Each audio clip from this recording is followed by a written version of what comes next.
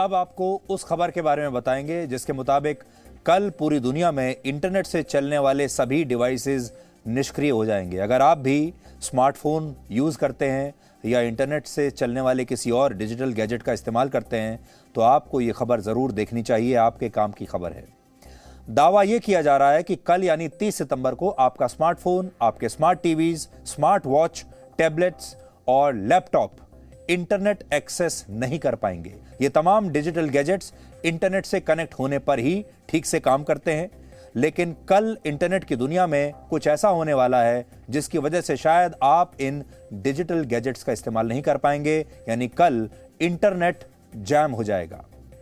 Traffic jam तो आपने सुना होगा, लेकिन कल इंटरनेट जैम होगा।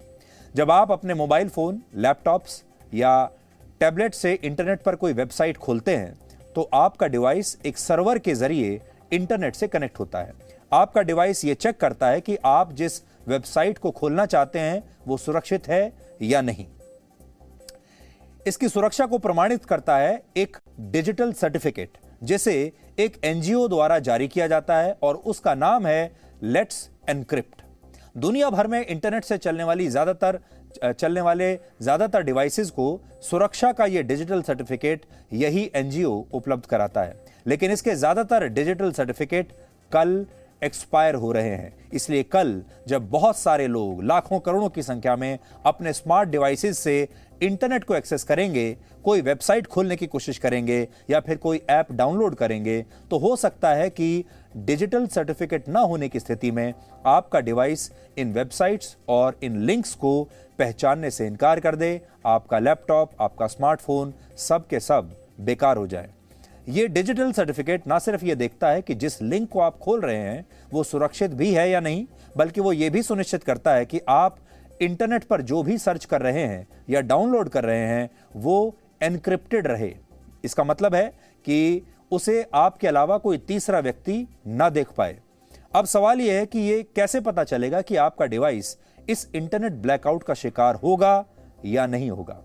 अगर आप कोई एंड्रॉयड डिवाइस इस्तेमाल करते हैं, यानी आप एंड्रॉयड सिस्टम इस्तेमाल कर रहे हैं और उसका ऑपरेटिंग सिस्टम 7.1 या उससे भी पुराना है, तो आप नोट कर लीजिएगा यहां, अगर आपका एंड्रॉयड ऑपरेटिंग सिस्टम है और उसका जो वर्जन है वो 7.1.1 है या उससे पुराना है, तो आपके डिवाइस के साथ कोई ना कोई समस्या आ सकती है। अगर आप एप्पल के डिवाइस इस्तेमाल करते हैं और आपके डिवाइस का ऑपरेटिंग सिस्टम iOS 10 या उससे पुराना है, तो भी आपको समस्या आ सकती है।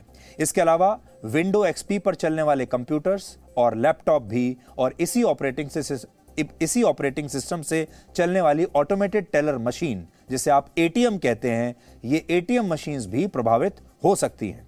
इसके अलावा दफ्तरों में लगाई जाने वाली बायोमेट्रिक डिवाइसेस भी इससे प्रभावित हो सकते हैं। वैसे अगर आप अपने डिजिटल डिवाइस को लगातार अपडेट करते रहते हैं तो आपको डरने की कोई आवश्यकता नहीं है, लेकिन अगर आपके ये डिवाइस अपडेटेड नहीं है, आपके पास लेटेस्ट वर्जन नहीं है ऑपरेटिंग सिस्टम का, तो आप इसे आज रात अपडेट कर लीजिए। अब समस्या यह है कि एंड्रॉयड या एप्पल iOS को अपडेट करने की सुविधा सभी डिवाइसेस पर नहीं होती। जो स्मार्टफोन ज्यादा पुराने हो चुके हैं उनमें आप लेटेस्ट ऑपरेटिंग सिस्टम डाउनलोड भी नहीं कर सकते, और इसके समाधान के लिए लेट्स एनक्रिप्ट ने एक नया डिजिटल सर्टिफिकेट बनाया है जो वर्ष 2035 तक मान्य रहेगा, लेकिन यह भी उन डिवाइसेस पर ही काम करेगा जिनमें कम से कम एंड्रॉयड 5 ऑपरेटिंग सिस्टम है। लेकिन बहुत पुराने एप्पल डिवाइसेस का फिर क्या होगा, यह अब भी स्पष्ट नहीं है। इसी तरह अगर आप अपने कंप्यूटर या लैपटॉप पर विंडो एक्सपी या इससे पुराना ऑपरेटिंग सिस्टम इस्तेमाल कर रहे हैं तो आपको भी इसे तुरंत अपडेट कर लेना चाहिए। इसी तरह जो विभिन्न बैंक हैं, बैंक्स को भी आज रात को ही अपने वो एटीएम अपडेट करने होंगे जो विंडो एक्सपी ऑपरेटिंग सिस्टम पर चलते हैं।